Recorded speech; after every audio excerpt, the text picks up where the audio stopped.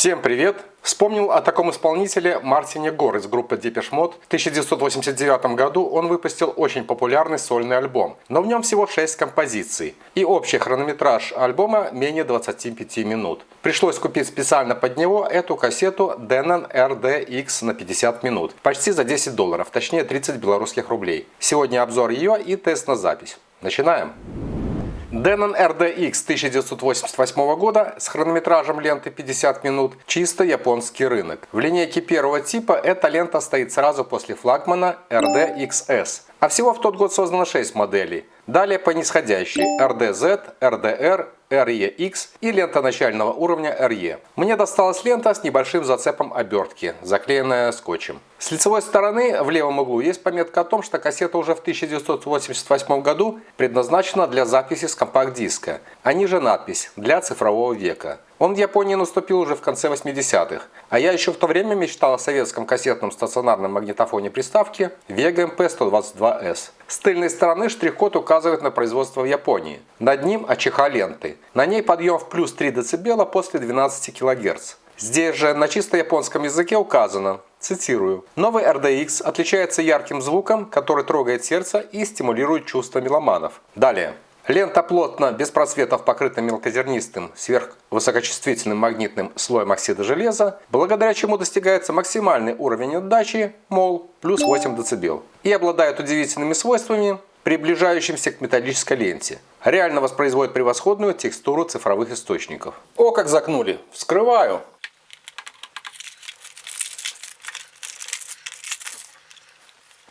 Кассета имеет полностью прозрачный пластиковый футляр, в углу которого есть гравировочка Denon. Вскрываю. В комплекте кассета, листочек с наклейками и вкладыш с разворотом, с информацией на японском языке. Здесь представлены правила пользования кассетой и даже какой-то знак качества. Основные моменты в том, что лента оснащена ракортом для чистки головок, необходимо избегать провисания ленты и не касаться ее рукой. А здесь также есть уточнение, что поскольку кассета имеет большие катушки, то возможно неверное отображение счетчика ленты. В общем-то и все. С этой стороны гарантийные обязательства и адрес предприятия в Токио, сделаны в Японии, и телефон. Вкладыш из достаточно плотной бумаги. На листочке много вариантов наклеек, есть узкие полоски, широкие и есть вот такие вообще прямоугольнички, так как корпус кассеты несколько необычен. Он разборный и имеет верхнее очень узкое окно и широкое в центре. Между ними надпись серебристой краской. Максимальный динамический диапазон, сверхнизкий уровень искажений.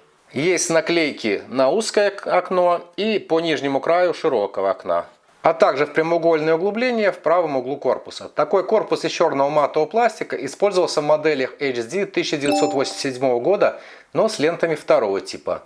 А здесь лента первого типа. Внизу слева указана литера стороны кассеты А тут Б. А еще в кассете хронометражем 50 минут большие белые катушки со множеством спиц и оранжевыми клипсами. Между ними в окне ребристая разметка. На верхней грани имеется именно штамп серийного номера. Ракорд молочный с поперечными фиолетовыми полосами. Такого же цвета потом склейка. Размер подушки стандартный, металлический экран присутствует. Лента темно-шоколадного цвета, темнее ленты RS, и качество покрытия более ровное. И присутствует некий глянец, но это еще не блестящая полировка. Ну а теперь протестируем ее на запись. Недавно познакомился с программой AudioRide Mark, которая позволяет замерить АЧХ магнитной ленты. Мой земляк, автор канала Master Solar, просил продемонстрировать эти измерения на тестовой ленте, которую я распаковал в прошлом моем видеоролике. Но покажу уже на вскрытой сегодня кассете Denon RDX.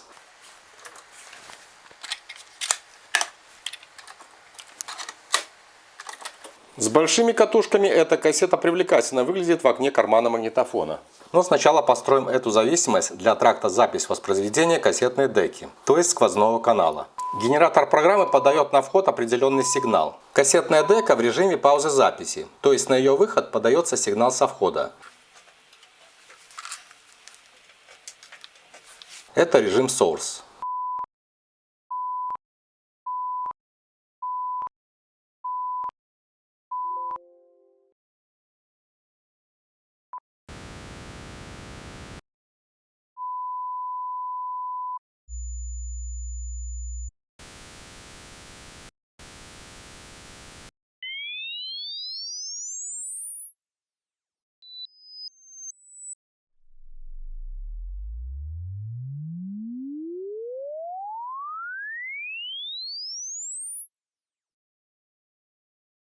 В результате получил достаточно линейную характеристику в пределах измеренного диапазона от 20 Гц до 20 кГц. Также снял для сравнения АЧХ с выхода усилителя для наушников и убедился в том, что у него такой же частотный диапазон.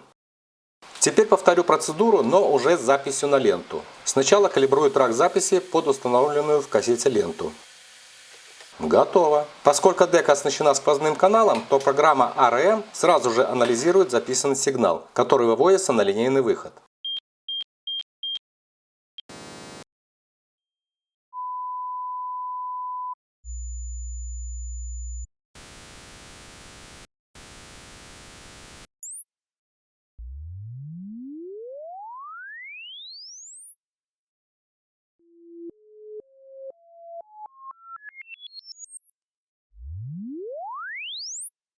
И получил вот такой результат. Сигнал на эту ленту пишется ровно до 12 кГц. При этом уровень сигнала выше на плюс 6 дБ до частоты 3 кГц. Затем сигнал начинает падение с 0 дБ и частоты выше 12 кГц записываются со снижением уровня до минус 6 дБ. Проверил эту зависимость с помощью генератора и осциллографа при записи на ленту с уровнем плюс 6 дБ.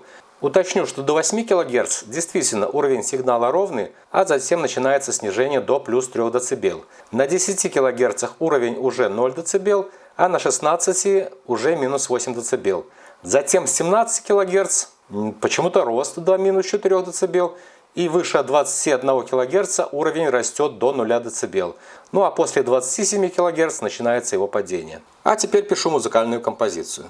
Поскольку кассета из Японии, мой опыт подсказывает, что нужно тщательно ленту тестировать. Сначала слушаем запись без калибровки тракта записи, затем после калибровки на различных участках ленты стороны А и в конце запись с калибровкой на стороне Б.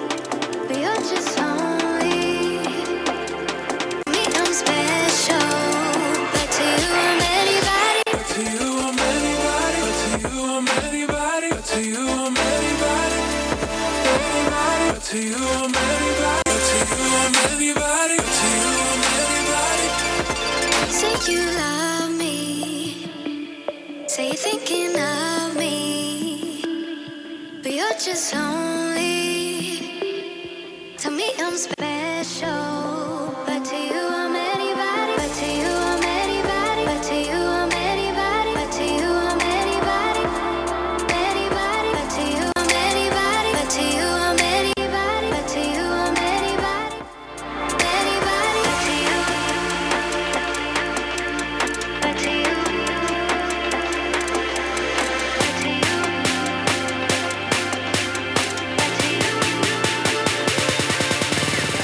To you I'm anybody, to you I'm anybody, to you I'm anybody, anybody, to you I'm anybody, to you I'm anybody, to you I'm anybody, anybody, to you, to you, I'm anybody, to you I'm anybody, to you I'm anybody. Say you love me, say you're thinking of me, but you're just lonely. Tell me I'm special, but to you I'm anybody, but to you I'm anybody, but to you I'm anybody, but to you I'm anybody, anybody, but to you I'm anybody, but to you I'm anybody, but to you I'm anybody, anybody, but to you, but to you.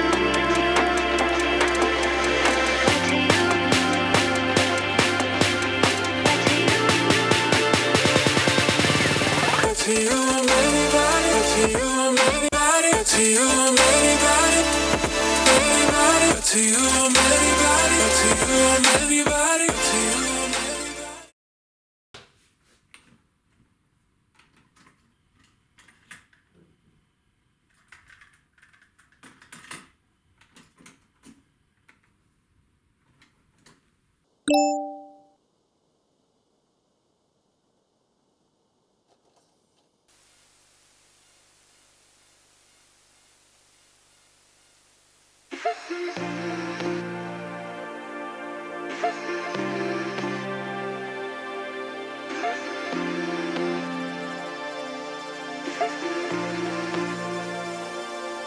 say you love me.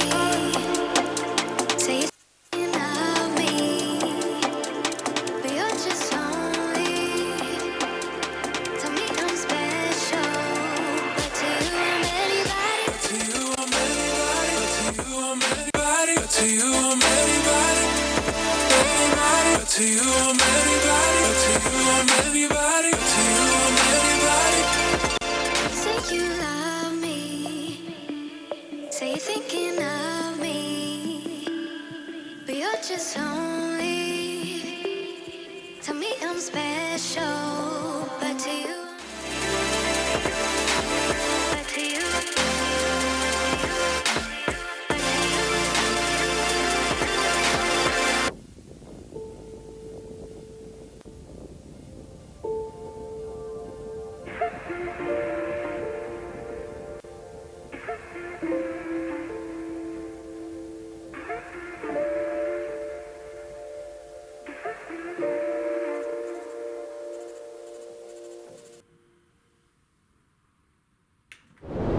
Итог. Эта лента в кассете Denon RDX 1988 года японский рынок спустя 35 лет годится только для подвязывания помидоров, и то я не проверял. Запрашиваем за нее на вторичном рынке почти $10, она не стоит, так как не годится для качественной записи. При низком уровне сигнала хорошо слышны в наушниках шумы ленты перед началом и в конце композиции. А в источнике их нет, нет этих шумов и в тракте кассетной деки. Несмотря на снятые амплитудо-частотные характеристики, запись на эту кассету ложится очень глухо, имеется потеря высоких частот, имеется разбаланс, особенно это заметно со стороны Б, уровень левого канала значительно падает. Вот такой результат, конечно ожидаемый, но все же печальный. Для записи альбома Мартин Гора буду искать другую. Благодарю за просмотр и ваши оценки этого видео. Подписывайтесь на канал и до встречи здесь же. Всем пока.